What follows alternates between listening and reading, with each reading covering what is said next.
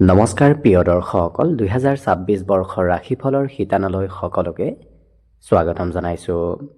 2026 বৰ্ষটো আপোনালোকৰ কেনেদৰে পাৰ হ'ব, কি শুভ পৰিৱৰ্তন এইবাৰ নতুন বছৰত আপুনি দেখিবলৈ পাব, লগতে যিহেতু প্ৰায় 12 বছৰ মূৰত ৰাশি চক্ৰত বৃহস্পতি গ্ৰহ উচ্চ অৱস্থাত এই 26 বৰ্ষত থাকিব, গতিকে বিভিন্ন ক্ষেত্ৰত গুৰু বৃহস্পতিয়ে শুভ ফল ৰাশিসমূহত প্ৰদান কৰিব। গতিকে আপোনাৰ বাবে এই বছৰত বৃহস্পতি গ্ৰহৰ শুভ ফল কোনটো দিশত পৰিব সেই বিষয়ে জানিবলৈ ভিডিঅ'টো শেষলৈকে চাই থাকিব।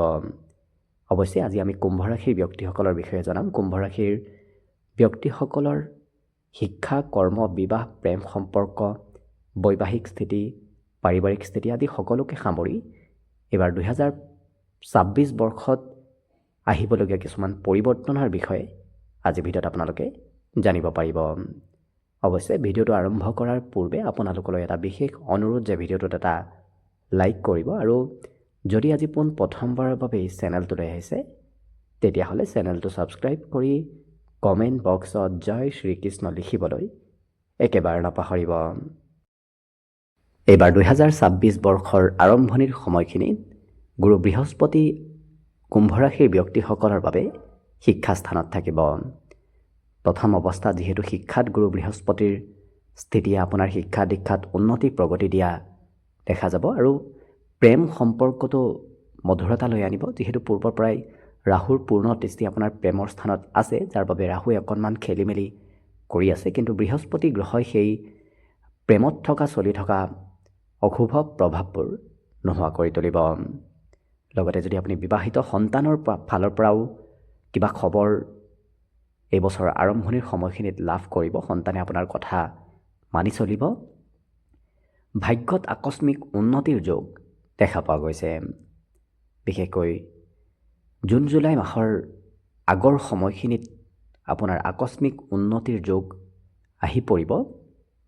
মনৰ আশাবোৰ পূৰণ হ'ব। গুৰু বৃহস্পতিৰ পূৰ্ণ দৃষ্টি একাদশত থকাৰ বাবে আপোনাৰ মনৰ আশাবোৰ পূৰণ হ'ব।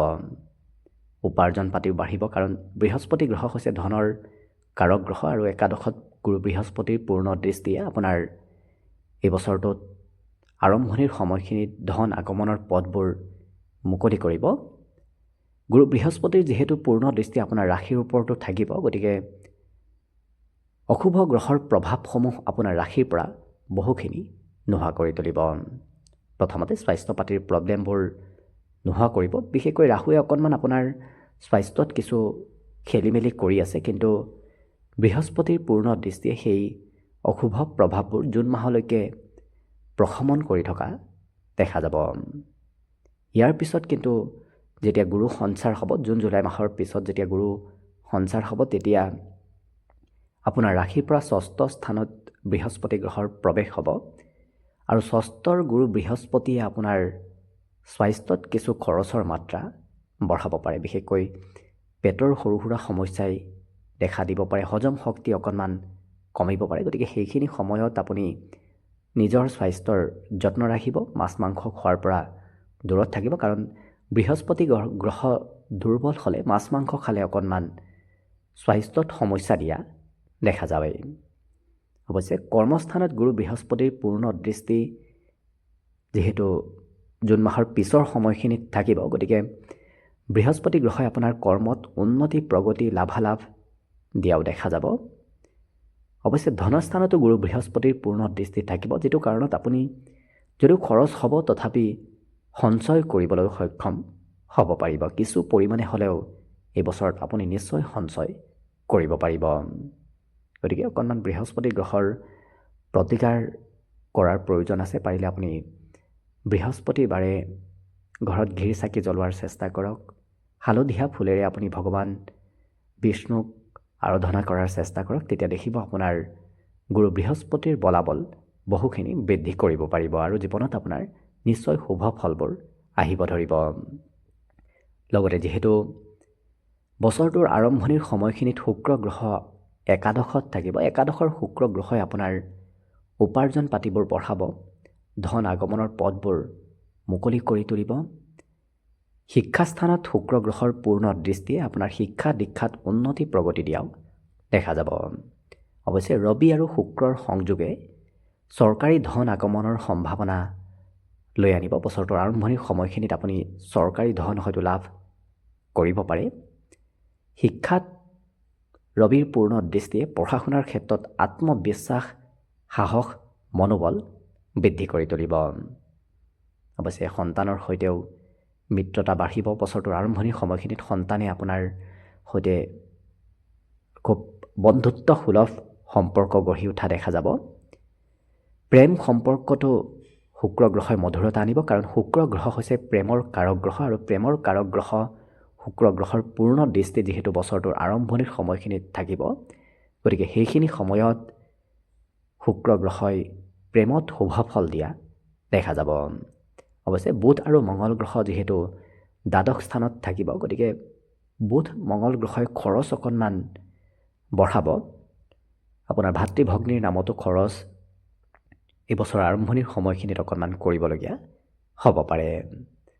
শত্ৰুই আপোনাক একো কৰিব নোৱাৰে, কাৰণ মঙল গ্ৰহৰ পূৰ্ণ দৃষ্টি ষষ্ঠ স্থানত থকাৰ বাবে শত্ৰু হন্তা যোগৰ সৃষ্টি হ'ব। যিহেতু মঙল গ্ৰহ পূৰ্ণ বলি অৱস্থাত থাকিব, যিটো কাৰণত শত্ৰু আপোনাৰ নোহোৱা হৈ পৰিব।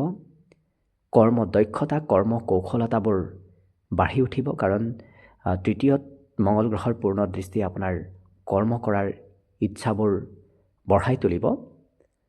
লগতে ব্যৱসায় বাণিজ্যতো উন্নতি প্ৰগতি মঙল গ্ৰহই দিয়া দেখা যাব। ভূমি সম্পত্তিৰ লগত জড়িত যদি ব্যৱসায় কৰে, কনষ্ট্ৰাকশ্যনৰ লগত যদি আপুনি জড়িত আছে, তেতিয়াহ'লে লক্ষ্য কৰিব আপোনাৰ সেই ব্যৱসায় বাণিজ্যবোৰে নিশ্চয় শুভ ফল লাভ কৰিব। অৱশ্যে শনিদেৱ যিহেতু এই বছৰটো আপোনাৰ ৰাশিৰ পৰা দ্বিতীয় স্থানত থাকিব, দ্বিতীয় স্থান হৈছে ধনৰ স্থান, গতিকে ধনৰ স্থানত শনিদেৱৰ স্থিতিয়ে এই বছৰ আপোনাৰ হাতত ধন ৰখাত অকণমান অসুবিধা হ'ব পাৰে, কাৰণ দীঘলীয়া সময়ৰ বাবে ৰখা ধন আপোনাৰ হাতৰ পৰা সোনকালে নোহোৱা হৈ পৰিব। গতিকে অকণমান সঞ্চয় কৰাত অসুবিধা বছৰটোত হ'ব পাৰে। কিন্তু শনিদেৱৰ দৃষ্টি যিহেতু একাদশ স্থানত থাকিব, গতিকে নিৰন্তৰ উপাৰ্জন হয়তো শনিদেৱে নকৰাব পাৰে, কাৰণ পাবলগীয়া ধনবোৰতো অকণমান পলম হ'ব। য'ৰ পৰা পাবলগীয়া আছে সেই ধনবোৰ আপুনি এই বছৰত সময়ৰ মূৰত লাভ নকৰিব, অকণমান সময়তকৈ পলম হোৱা দেখা যাব। গতিকে শনিদেৱে সেই ক্ষেত্ৰত আপোনাৰ অকণমান পলম কৰাব। ঘৰৰ যদি কিবা কাম বন চলি আছে, ঘৰুৱা গৃহ নিৰ্মাণ হওক, ঘৰৰ কোনোবা পিতৃ মাতৃৰে হওক, বেলেগৰে হওক, কিবা কাম যদি চলি আছে, তেতিয়াহ'লে লক্ষ্য কৰিব সেই কাম বনবোৰতো অকণমান পলম হ'ব, সময়তকৈ কিছু দেৰি হোৱা দেখা যাব। গতিকে শনিদেৱে এই বছৰত আপোনাৰ অকণমান কাম বনবোৰ পিছ পেলাই ৰাখিব। কিন্তু কথা বতৰা খুব কমকৈ কোৱা দেখা যাব। শনিদেৱ দ্বিতীয়ত থকাৰ লগে লগে আপোনাৰ বাণী স্থানত কিছু বিলম্ব অহা দেখা যাব, যাৰ বাবে কথা ক'বলৈ এই বছৰত সিমান আপোনাৰ মন নাথাকিব। একেদৰে ৰাহু কিন্তু আপোনাৰ যিহেতু ৰাশিত প্ৰৱেশ কৰিয়ে আছে, কৰি থাকিব এই বছৰটো, গতিকে ৰাশিৰ ওপৰত ৰাহুৰ স্থিতিয়ে মাজে সময়ে আপোনাৰ ৰোগ ব্যাধি অকণমান কৰিব পাৰে। কিন্তু যদি ব্যৱসায় কৰি আছে, তেতিয়াহ'লে দেখিব আপুনি ব্যৱসায় বাণিজ্যত লাভালাভ বহুখিনি ল'ব পাৰিব।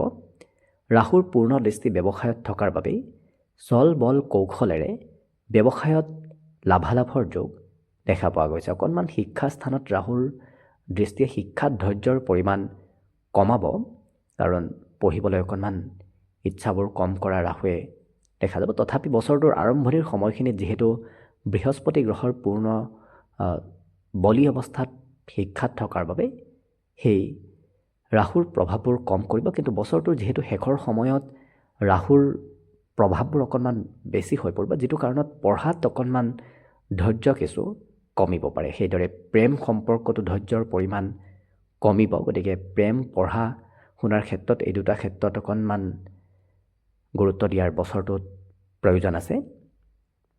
ভাগ্যত ৰাহুৱে আকস্মিক কিছু ফলাফল দিব, কিন্তু যিমান ভাবিছিল তাতকৈ অকণমান কিছু কম ফলাফল প্ৰদান কৰা দেখা যাব। গতিকে ৰাহু কেতুৰ প্ৰতিকাৰ অকণমান কৰাৰ প্ৰয়োজন আছে। যিহেতু সপ্তমত অৱশ্যে ব্যৱসায় বাণিজ্যত কোনো ধৰণৰ প্ৰভাৱ নপৰে, কাৰণ ব্যৱসায় হওক নতুবা আপোনাৰ অন্য বাকীবোৰ ক্ষেত্ৰত শুভ ফল আপোনাৰ নিশ্চয় থাকিব, কিন্তু যদি আপুনি বিবাহৰ উপযুক্ত ব্যক্তি তেতিয়াহ'লে বৈবাহিক ক্ষেত্ৰত বিবাহ বাৰুৰ কথাবোৰ অকণমান পিছুৱাই গৈ থাকিব, হয়তো মাজে সময়ে খেলি মেলি হ'ব পাৰে। তৃতীয় পক্ষৰ ব্যক্তি আপোনাৰ বৈবাহিক ক্ষেত্ৰত কিছু খেলি মেলি লগোৱাৰ চেষ্টা কৰিব পাৰে, গতিকে গুৰুত্ব ৰাখিব। একাদশত কেতুৰ পূৰ্ণ দৃষ্টিয়ে অৱশ্যে আপোনাৰ আকস্মিক ধন আগমনৰ পথবোৰ মুকলি কৰি তুলিব। বিশেষকৈ লটাৰী, জুৱা নতুবা শ্বেয়াৰ মাৰ্কেট এনেকুৱা ক্ষেত্ৰৰ ফালৰ পৰা এই বছৰত আকস্মিক ধন আগমনৰ সম্ভাৱনা খুব বেছি দেখা পোৱা গৈছে, গতিকে সেই ক্ষেত্ৰত ট্ৰাই কৰাটো আপোনাৰ বাবে লাভদায়ক হিচাপে পৰিগণিত হ'ব। কিন্তু বাকী ক্ষেত্ৰত যিহেতু ৰাহু কেতু শনিৰ স্থিতি সিমান শুভ বুলি ক'ব পৰা নাযায়, গতিকে আপুনি প্ৰতি শনি আৰু মঙলবাৰে হনুমান চালিচা পাঠ কৰাৰ এতিয়াৰ পৰাই আৰম্ভ কৰি দিয়ক, আজিৰ পৰাই আৰম্ভ কৰক। তেতিয়া দেখিব আপোনাৰ ৰাহু কেতু শনিজনিত পীড়াৰ পৰা নিশ্চয় মুক্তি লাভ কৰিব পাৰিব। অৱশ্যে আপোনাৰ যদি দশা অন্তৰ্দশাবোৰ ঠিকে চলি আছে তেতিয়াহ'লে বৰ বিশেষ চিন্তা কৰাৰ প্ৰয়োজন নাই। গোচৰ ফলবোৰ দশা অন্তৰ্দশাই বহুখিনি নোহোৱা কৰি তুলিব, গতিকে আপুনি প্ৰতিকাৰবোৰ মাজে সময়ে কৰি যাওক। আশীষ কৰিছোঁ 2026 বৰ্ষটো যেন আপোনাৰ বাবে শুভ আৰু মংগলময় হৈ পৰক। আৰু যেতিয়াই গ্ৰহসমূহে ৰাশি পৰিৱৰ্তন কৰিব তেতিয়াই আমি আপোনালোকক মাহে মাহে সেই গ্ৰহৰ পৰিৱৰ্তনৰ ফলাফলবোৰ আপোনালোকক জনাই গৈ থাকিম। গতিকে সেই বিষয়ে জানিবলৈ আপোনালোকে আমাৰ চেনেলটো ছাবস্ক্ৰাইব কৰি ৰাখিব। আৰু আশীষ কৰিছোঁ 2026 বৰ্ষটোত যেন আপোনাৰ দিনবোৰ শুভ হৈ পৰক, মংগলময় হৈ পৰক, তাৰেই কামনাৰে আজিৰ বাবে ভিডিঅ'টো ইমানতে সামৰণি মাৰিছোঁ। ধন্যবাদ।